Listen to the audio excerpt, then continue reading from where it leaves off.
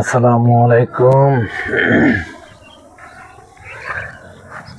যেখানে মাটি ও মানুষ এবং সেই বাংলাদেশের সুন্দর পরিবেশ নিয়ে আমরা বেঁচে থাকি এবং কি সেই দেশের মানুষ আমরা যেখানে সবাই সবারই আপন মনে হয়, তো এই দেশে আমরা বসবাস করি এবং কি এই দেশেরই মানুষ আমরা। সেই বাংলাদেশ আমাদেরই মা বাবার দেশ। আমরা চাই এই দেশটাকে আরো সুন্দরভাবে গঠন করতে এবং কি সুপরিকল্পিতভাবে যে পরিবেশগুলো আছে সেগুলো গঠন করতে। আমরা চাই না কোনো বিল্ডিং এর নিচে পড়ে মরতে। বাংলাদেশে অপরিকল্পিত হাজারো বিল্ডিং আছে যেখানে কোনো পরিকল্পিতভাবে বিল্ডিং গুলো করা হয়নি। কারণ হলো অপরিকল্পিত বিল্ডিং গুলো হলো এমন যে যেখানে ফাউন্ডেশন নেই, শুধু ইট দিয়ে করেছে নিজের ইচ্ছা মতো এবং নিজের ইচ্ছা মতো ঘরবাড়ি করেছেন। আসলে সেইখানে কোনো সেফটি নেই, সেইখানে কোনো ইঞ্জিনিয়ারের কোনো উদ্দেশ্য বা কোনো ইঞ্জিনিয়ারের কোনো ছোঁয়া নেই। নিজেরা ইঞ্জিনিয়ার হয়ে বিল্ডিং করেছেন, এখন পারেন তো নিচে পড়েই মরেন।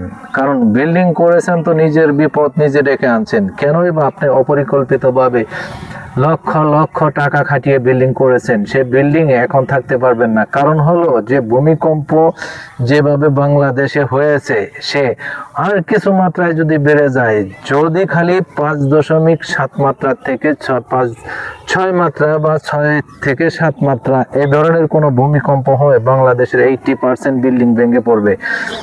সেখানে আমি বলবো যে 80% লোক যে অপরিকল্পিতভাবে বিল্ডিং করেছেন, সেই বিল্ডিং গুলো সংস্কার বা সেই বিল্ডিং গুলো ভেঙে আবার করা, এটা হলো আমার পরামর্শ। কারণ আপনার বিপদ আপনি কখনোই চান না এবং আপনি কি আপনার বিল্ডিং এর নিচে পড়ে মরতে চান? যদি আপনি আপনার বিল্ডিং এর নিচে পড়ে মরতে চান, তাহলে আপনার জন্য আপনিই বিল্ডিং করেছেন, আপনার মরণটাকে আপনিই ডেকে আনছেন। আপনিও মরবেন, অন্যকেও মারবেন এবং আপনার বাচ্চা কাচ্চাকেও মারবেন। সেই সুবাদে বলবো যে যারা অপরিকল্পিতভাবে যারা নিজেরা ইঞ্জিনিয়ার সেজে বিল্ডিং করছেন, আমি একজন ইঞ্জিনিয়ার হিসাবে বলবো যে সেই বিল্ডিংগুলো সংস্কার করে যদি আপনারা করতে পারেন সে সংস্কার করবেন। আর যদি সংস্কারে বিল্ডিং ঠিক না হয়, তাহলে সে বিল্ডিংগুলো ভেঙে আবার ফাউন্ডেশন করে ইঞ্জিনিয়ার এবং বাংলাদেশের নিয়ম অনুযায়ী রুলস অনুযায়ী বিল্ডিং করার পরামর্শ রইল আমার। কারণ হলো পরামর্শটা হলো এই জন্যেই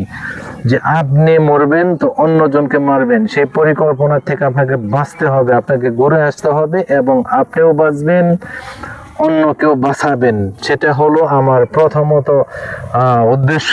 আমি ভিডিওটি দিলাম এজন্যই যে বাংলাদেশে অনেক বিল্ডিং ফাটল ধরেছে, অনেক বিল্ডিং ক্ষতিগ্রস্ত হয়েছে। সেই সুবাদে সে বিল্ডিং ক্ষতিগ্রস্ত হয়েছে এবং ফাটল ধরেছে, সেগুলো সংস্কারের সময় এখন সামনে আরো বড় ভূমিকম্প অপেক্ষা করছে।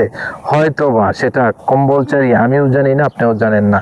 তো সেই ক্ষেত্রে বলবো যে যেখানে আপনি সংস্কার করবেন বা ভেঙে করবেন, আপনিও বাঁচবেন, অপরকে বাঁচাবেন, সেই উদ্যোগে আমার এই ভিডিওটি দেওয়া। এবং কি আমার এই ভিডিওটি আমার চ্যানেলে দেব, ইউটিউব চ্যানেল, সেই চ্যানেলটি SB স্বাধীন বাংলা, এটাকে সাবস্ক্রাইব করবেন এবং কি লাইক কমেন্ট শেয়ার করবেন। আশা রাখি সবাই বুঝতে পেরেছেন আমার উদ্দেশ্যটি কি, এটা সকলের কাছে তুলে ধরলাম। সবাই